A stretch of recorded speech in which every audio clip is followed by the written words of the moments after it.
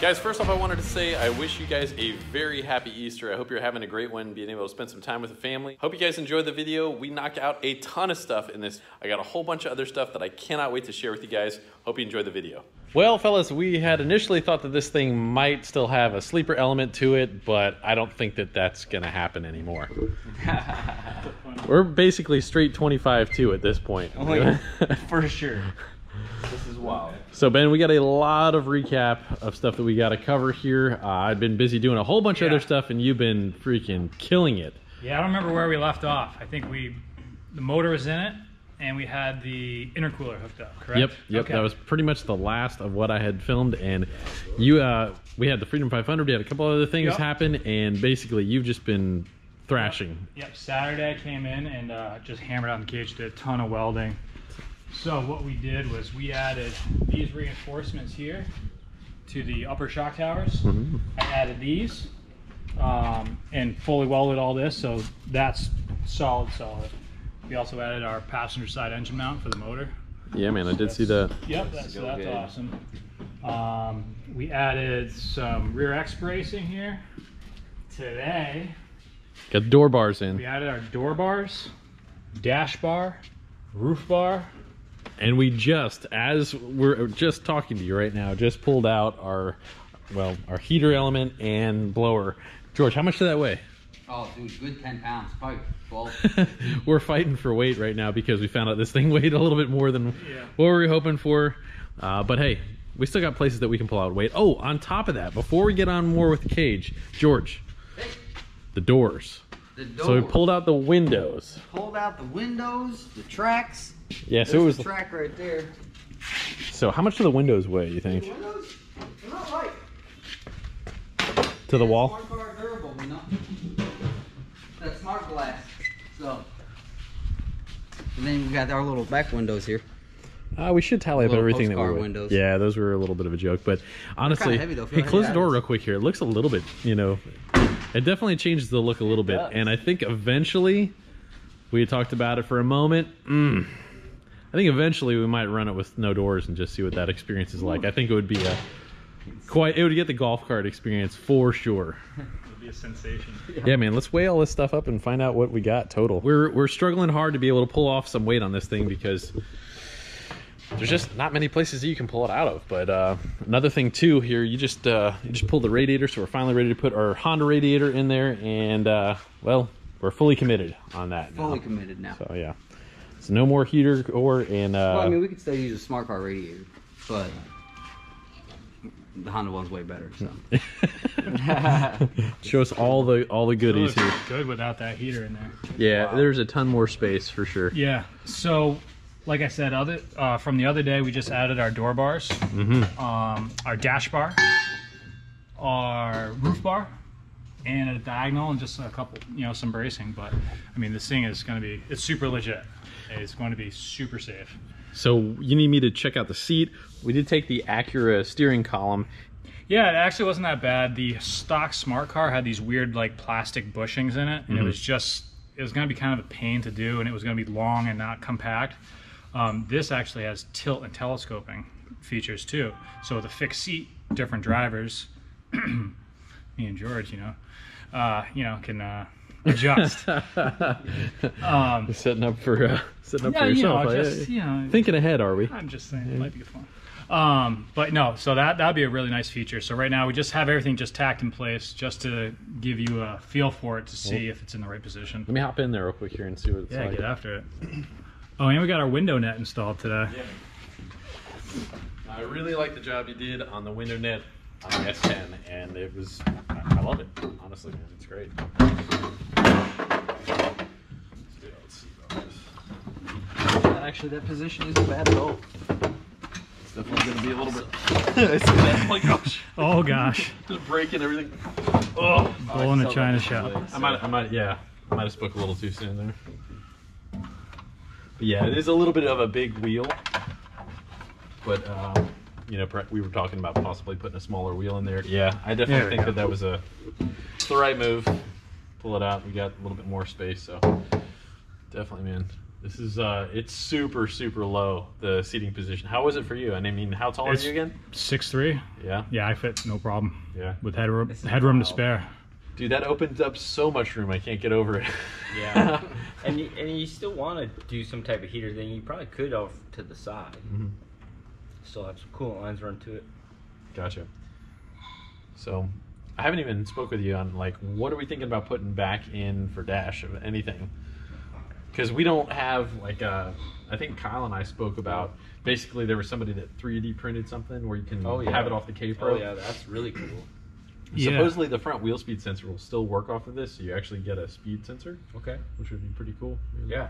But I mean, the stock dash, believe it or not, these spots right here, I mean, you'd barely have to notch it. Yeah. It fits right in that spot real good. I haven't tested it yet, but there'd be very minimal notching to get the stock dash back in there. So yeah, and if you get that guy's custom dash deal like he's got in the MR2, the speedo just works right off the trans. So yeah, it would all talk to it. That'd be so sick. Yeah, it would. It It's definitely a really would. nice unit. Yeah, we'll have to look into that a little bit. But man, you definitely can't help but feel safe. I know. In here. Yeah. I think you could probably like go down a mountain and it should be all right. That's the plan. Yeah, this is wild. I mean, the safest car you own now? Yeah, it probably will be. It probably will be. What's the motor thing? I think it'll. yeah.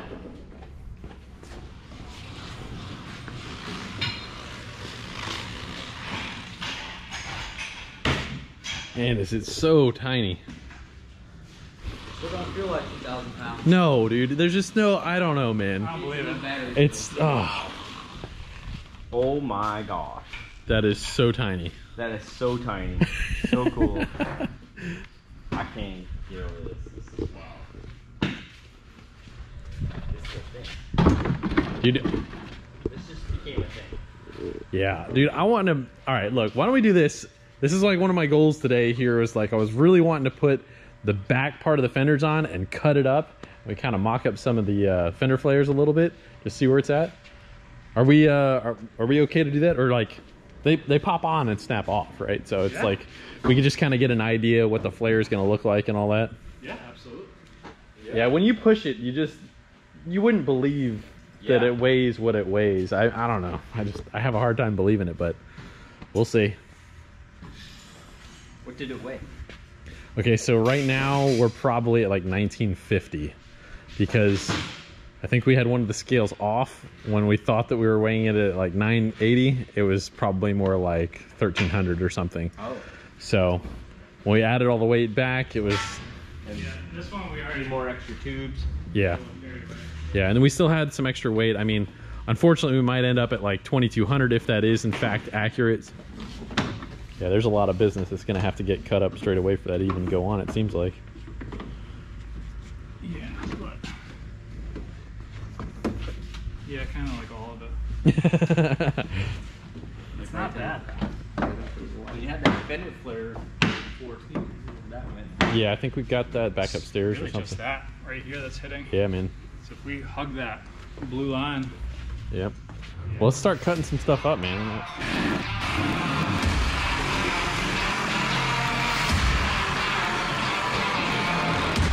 All right, we had like a couple 10mm bolts to snap this guy right back in, right, to get the. they're in place. All right. Yeah, we're definitely gonna need a little bit more. Might have to radius that a little bit more. Yeah, we can finesse it once we get the weight. I think that should go all the way up to the body line there, dude. Let's get it like, you know? Put this thing up and, Oh, super tuck. you know what I mean? That would fit in the budget. Yeah. Yeah, Jerry had this out the other night, and I was like, dang. Yeah. Trim them a little bit. Yeah, Oh, we're yeah, getting. we did that one, yeah. Yeah, yeah. We're just getting close right now. This thing's gonna be. Oh, I guess you're left. Let's do both sides with one flare. Honestly, right? Cut it in half. That just looks sick. And you honestly might be able to get away with just cut right there. Cut it in Right? half. Dude. This view right here. Have you got this shot? Not yet, not yet. Dude, that. Oh, that looks tight. That is freaking awesome. Need a little bit more gap there. I know Brent's getting greedy, like cheating it a little bit. Here's Jeremy's. No. Yeah. That is pretty wild though. Dude. It also eliminates the kind of the wonky wheel arch that it has now because it's pushed back. It looks right. inches. Yeah, it looks pretty. It doesn't look stretched, basically. Yeah. That's cool, man. Let's cut up that other side.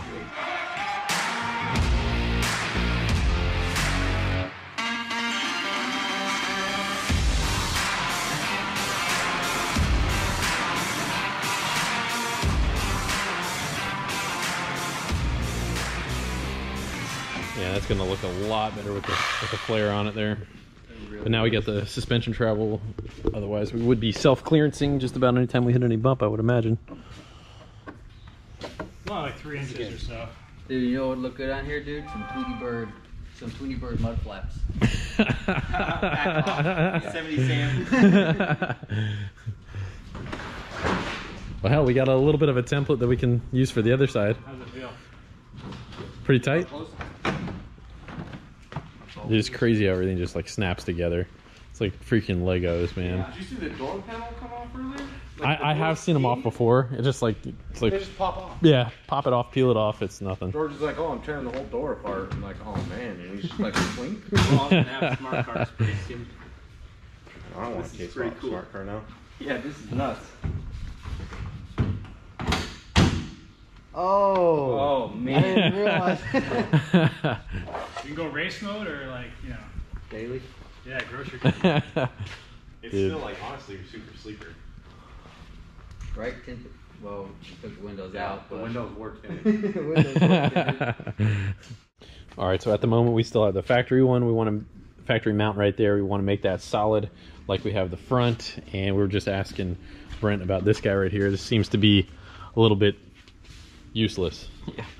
But yeah, if we make that guy solid as well, I mean, And we got to do the our tie rod ends there. And then we're gonna have Kyle help with the shift cables. yes. Help with that linkage. Yes. Brent tunes my minivan, that's the deal. But he knows I'll knock that right out. So order of operations, we got to finish up the steering column tomorrow, and we're gonna be able to go to paint after that.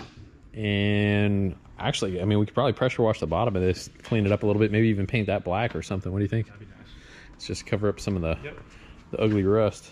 All right, and so we've been waiting on a tensioner, which is really unfortunate at the moment because we were really hoping to be able to be a little bit farther with the engine, but hey, waiting on parts. Together fast. That's Yeah. for sure. As soon as it's here. So we're doing the VCT gear, we're doing the Type S oil pump. yep. So that's going to be able to allow us to go at a little bit higher RPM more safely for an extended period of time. Yep. Now you said you're putting a Type S oil pump on this? That's from that K20 Type S. Okay, I'm dumb and I'm not a Honda guy, so what's that do for us in this application? We get rid of the balance shafts. So there's balance shafts for, you know, so when the old ladies are driving them, that they're super smooth and Okay. you don't get a craziness. But we like to rev them out, so we get rid of the weight and all the other stuff. Okay, so it's a completely different style setup then. Yeah, Okay, you'll see it gets crazy once we get the paint. Okay, on. cool. This is big old pump. awesome. Yeah, I'd like to see the difference in that. This is our oil pump though. It goes right there in the bottom. We had to trim along that was straight across there. We had to cut all that out to fit over like the girdle here. But now, boom, perfect. See how close it is right there? I had to get right up under that bolt holder. All right. Now they're gonna finish putting it together and this thing is gonna rip. All right, guys. So Jamie and Brent got this all. I'm Brent, but I'm acting like Jeremy. But we've got the timing chain all back on. Everything's in time. We've got the new oil pump on. George went and kind of clearanced this for the girdle itself. Got the new windage tray on, and everything just looks great. New timing chain, tensioner, and what we got left is putting the bung on the oil pan, and then the pan can go back on the engine, and then the freshly done valve cover, which turned out so good. Look at that. That looks excellent. And then the engine's ready to get the clutch put on it and can go back in to this little smart car hot rod. So we're gonna go ahead and wrap that up, get the cradle dropped, and the engine and tranny back on it, and we'll start wiring. You're basically like a new school blacksmith in a way, a little bit. Without heat. Yeah. All right, so we have so much stuff to catch up on here. So what I'm doing right now is just making some mounting brackets for our for our seatbelt. Okay. So what we're gonna do is, this is gonna get, you know, obviously fit a little bit better. I'm just playing with it now, but we'll weld this to the body, and that will be a nice solid mount for our seatbelt mounting. I did get the seat in and mounted, so this one's all set and ready.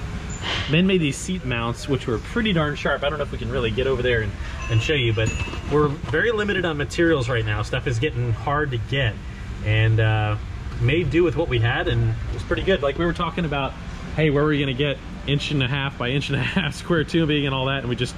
Yeah, there's only one supplier right now, yeah, and we have to buy full lengths. Yeah, so I need like 6 feet of it, not 22. Yeah. You know what I mean? So it's kind of one of those things where I was able to make it work with some DON tubing we have, which is just as fine. A little more work, a little more labor involved, yeah. But you adapted and overcame, and that's what we need, man. So game today. We are getting through this one way or another, and it's incredibly coming along. I mean, this is pretty intimidating. I mean, honestly, if I saw this thing at a car show, I'd be like, what in the heck is going on with that thing? Yeah, I think a lot of people are gonna It must make 1,000 horsepower. Yeah, but the cage is all finished. Other than these mounts, I mean, the cage is done, but other than the seat mounts and everything, as you can see, actually both floors on here are very, I guess you could call it stamped and contoured, so it makes it difficult. Yeah, they don't match. This one's definitely got a hump because of the fuel tank. Exactly, and this side doesn't. So each one kind of has to be custom. You can't just throw on a couple seat rails and call it a day. I mean, and we're sitting as low as we possibly can in the car as well, and keep our center of gravity nice and low. So I was test fit in this seat a little bit earlier, so we still have the tilt. Yep. And you said we're probably going to lose some of the telescoping, right? Yeah, because on the stock TSX, we have this guy right here. You see how that actually slides on splines on the TSX? So we'll lose that, but I think we decided all the way in was a good position anyway, so we'll just through bolt that so it's serviceable and removable in the future, and that's good to go. All right, and so yesterday you welded up all the every joint that needed to be end capped, all that stuff. Yep, added a couple gussets. Yeah, those look so good. Tidied up some stuff. All right, so one of our things that we still need to be able to do is we still need to be able to do our tie rods, right, with the Heims. And we're gonna be dropping this out in just a few minutes. We need to clean this, paint it, and then try and paint the cage is really one of the big things on the docket today. Yeah, absolutely, because if we get the majority, even if I can't get the seat mounts finished, that's not a big deal. We can just kind of, you know, hit them as we go. It's not gonna be the end of the world. But this is actually ready to go, so we can, I already kind of loosened up the our mounts here. Yeah, so what's so cool about this is we got 6 bolts, this thing drops out, and that leads us right to our engine right there. So these guys are working on this thing here, and we are super close. And guys, I wanted to show you all this valve cover. I'm so stoked with the way that came out. So we gave Marcus at Sharp Customs a color, and he knocked it out of the park.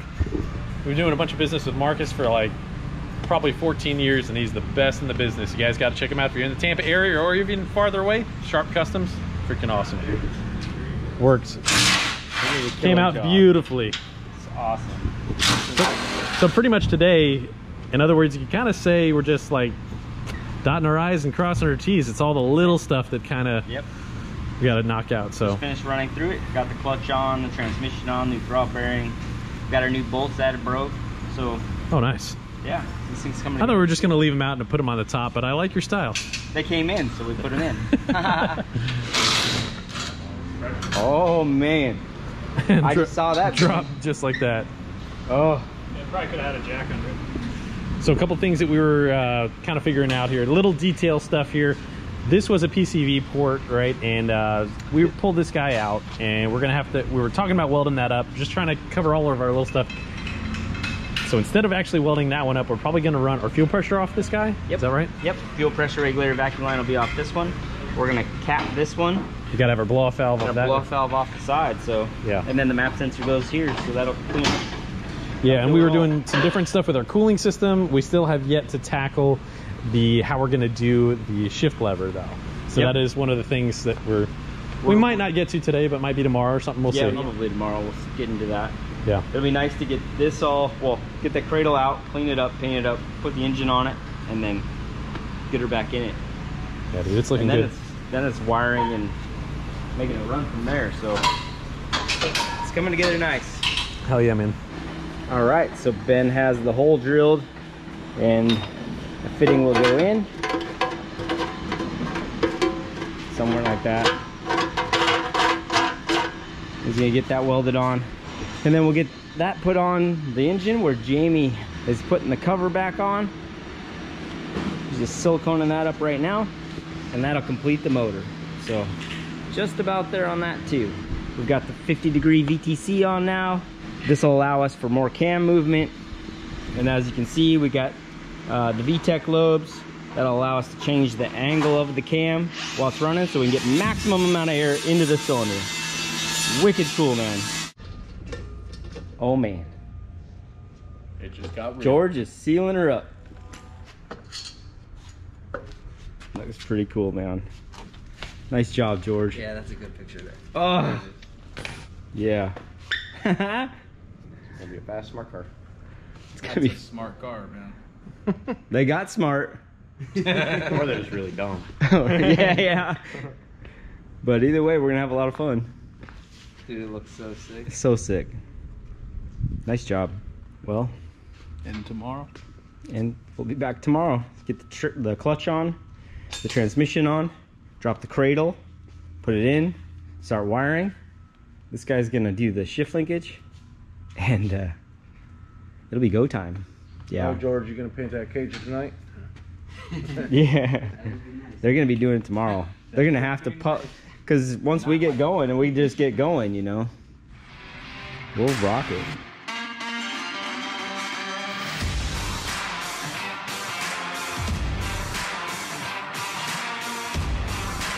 Pretty cool out of it, too. Yeah, that is so wild looking.